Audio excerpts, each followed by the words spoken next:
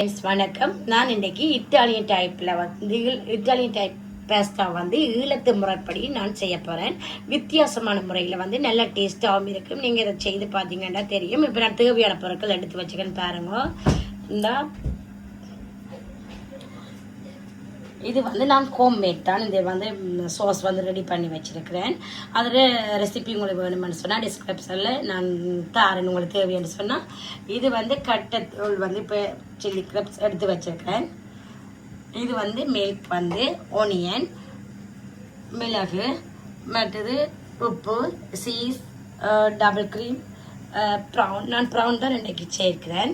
Brown, பச்சை மிளகாய், மற்ற ரம்பர், தேசிக்காய், பேலீஃப், கராம்பு, ஏலக்காய், கருவா, மற்றது இந்த உள்ளி சின்னதாக கட் பண்ணி வச்சுருக்கிறேன். கேப்சிகம் எடுத்து வச்சுருக்கிறேன். மற்ற பொட்டேட்டோ ஃப்ரை பண்ணி வச்சுருக்கிறேன். இப்போ செய்முறைக்குள்ள போவோம். இப்போ நாங்கள் செய்முறைக்குள்ள போவோம். இந்த சட்டி சூடாகிட்டு ஃபர்ஸ்ட் ஒலிவ் ஆயில் தான் எடுக்கணும். நான் ஆல்ரெடி இதில் பொட்டேட்டோ ஃப்ரை பண்ணினபடியாக அந்த ஆயில் இப்படி இருக்குது. இப்போ நான் சின்னதாக கட் பண்ணி வச்சிருக்கிற கார்லிக் நான் இதில் சேர்க்கிறேன்.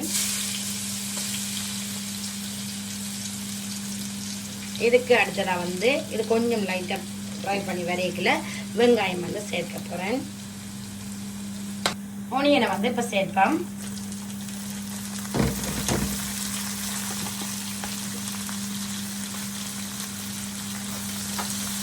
இது கொஞ்சம் லைட்டாக ஃப்ரை பண்ணி வரைக்கல. இப்போ நாங்கள் அந்த கருவா, ஏலக்காய் நான் எடுத்து வச்ச எல்லாத்தையும் இப்போ நான் சேர்க்கிறேன்.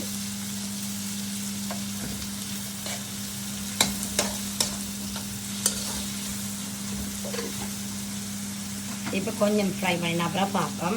நான் ஃப்ரை பண்ணி வந்துக்குது. அதாவது கணக்கு அப்படி நாங்கள் ஃப்ரை பண்ண விட தேவையில்லை. இப்போ நான் இதோட சீரகம் நச்சீரகம் ஒரு அரை டீஸ்பூன் நான் சேர்த்துருக்கிறேன். அதோட அரை டீஸ்பூன் பெருஞ்சீரகம் நான் சேர்க்கிறேன். இதே மெதட்டை நீங்கள் செய்து பார்த்தீங்கன்னா உண்மையாகவே நல்ல டேஸ்ட்டாக இருக்கும். ஈழத்து முறைப்படி இருக்கேக்கில் நல்ல ஸ்பைஸியாக நல்லா இருக்குமே அப்படி செய்தீங்கன்னா பார்த்தீங்கன்னு சொன்னால் ஃப்ரெண்ட்ஸ், நீங்கள் ஒனியன் கூட ஃப்ரை பண்ணாதீங்க. கோல்டன் கலரில் வெரைட்டிலேயே நாங்கள் ரம்பையிலையும் கருவேப்பிலையும் நான் சேர்க்கிறேன். அதோடு பச்சை மிளகாயும் சேர்ப்போம்.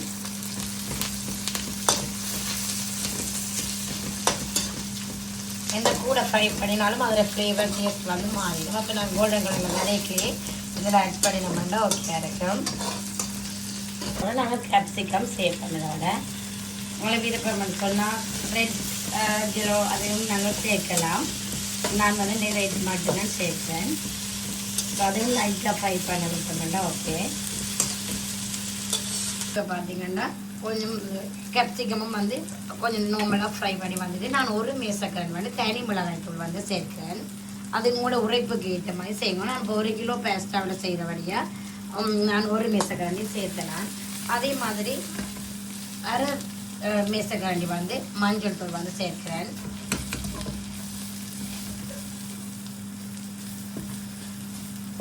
மிளகு தூளும் நீங்கள் அரை மேசக்கரண்டி எடுக்கலாம்.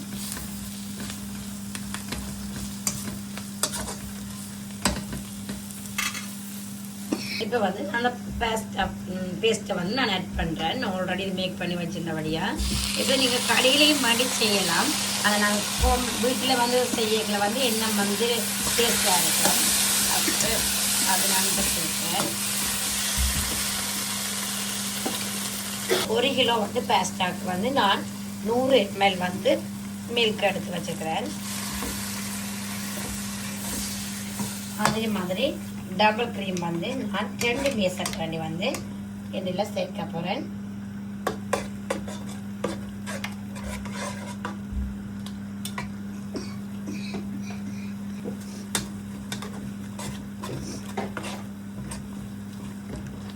இப்போ நான் உப்பு சேர்க்கிறேன். 1 மேசக்கரண்டி உப்பு.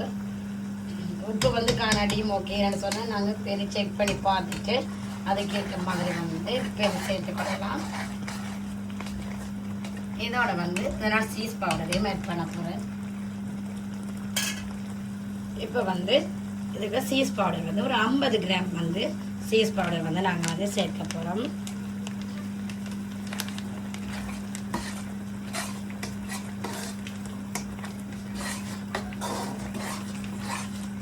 நல்லா மிக்ஸ் பண்ணிட்டு அப்புறம் ஒரு லெமன் எடுத்து சேர்க்கிறேன். லெமன் விட்டதுக்கு பிறகு வடிவாக மிக்ஸ் பண்ணின பிறகு நான் வந்து ஃப்ரை பண்ணி வச்சுக்கிறேன். ப்ரௌனையும் சேர்க்கிறேன். Brown potato. இப்போ நீங்கள் ப்ரௌனுக்கு பதிலாக நீங்கள் வந்து மட்டனோ இல்லாட்டி சிக்கனோ சேர்த்து நீங்கள் செய்கிறதா இருந்தாலும் ஓகே, அதுக்கு நல்ல டேஸ்ட்டாக இருக்குதுன்னா. இப்போ வந்து உருளைக்கிழங்கையும் அதுக்கு சேர்க்கிறேன்.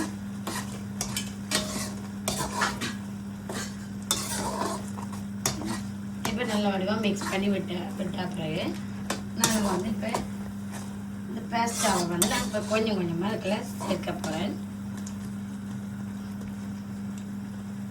பார்த்தீங்கன்னா இப்படி நல்ல வடிவாக மிக்ஸ் பண்ணி வந்திருக்கு. பார்த்தீங்களா சோஸ் எல்லாம் பர்ஃபெக்டாக இருக்குது. அதே அளவில் நீங்கள் செய்தீங்கன்னா 1 கிலோ பேஸ்டாக்கு வந்து நல்ல இதாக இருக்கும். இந்த சோஸ் நான் செய்த எடுத்த அளவுகள் எல்லாமே கரெக்டாக இருக்குது. பார்த்தீங்கன்னா தெரியும். உப்பும் செக் பண்ணி பார்ப்போம். ஓகே,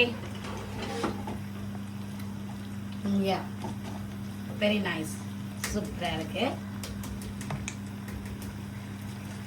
இப்போ பார்த்தீங்கன்னா ஃப்ரெண்ட்ஸ் எல்லாமே பெர்ஃபெக்டாக இருக்குது. உப்பு பிடி எல்லாமே கரெக்டாக இருக்குது. அதுக்கேற்ற மாதிரி உரைப்பும் வந்து ஓகேயா இருக்குது. இப்போ வந்து நான் இதை நிப்பாட்டிட்டு அடுப்பேன். இனி வந்து சர்வ் பண்ண போகிறேன்.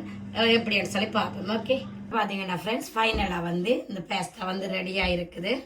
இந்த இப்போ பார்த்தீங்கன்னா நல்ல சூப்பராக நல்ல வடிவாக இருக்குது. பாருங்க, பார்த்தீங்கன்னா தெரியும், நல்ல வடிவாக இருக்குது. இப்போ சர்வ் பண்ண ரெடியாக இருக்குது. அதோட வந்து நான் சலாட்டும் அவிச்ச மூட்டையும் வந்து கட் பண்ணி வச்சிருக்கிறேன். இப்போ பாருங்க, இதே மாதிரி இதே மெத்தடில் நீங்கள் செய்து பார்த்தீங்கன்னு சொன்னால் வெரி நைஸ். உண்மையிலேயே நல்ல டேஸ்ட்டாக இருக்குது. உழைப்பு உப்பு புளி எல்லாமே பர்ஃபெக்டாக இருக்குது. இத்தாலியன் பாஸ்தா என்று சொல்கிறத விட ஈழத்து டைப்பில் வந்து நாங்கள் இதே மெத்தடில் வந்து ஸ்பைசியோட இப்படி செய்கிறேன். நல்ல டேஸ்ட்டாகவும் நல்ல சூப்பராக இருக்குது. இதே மாதிரி நீங்களும் செய்து பாருங்க. அடுத்த வீடியோவில் சந்திக்கிறேன். தேங்க்யூ, பாய்.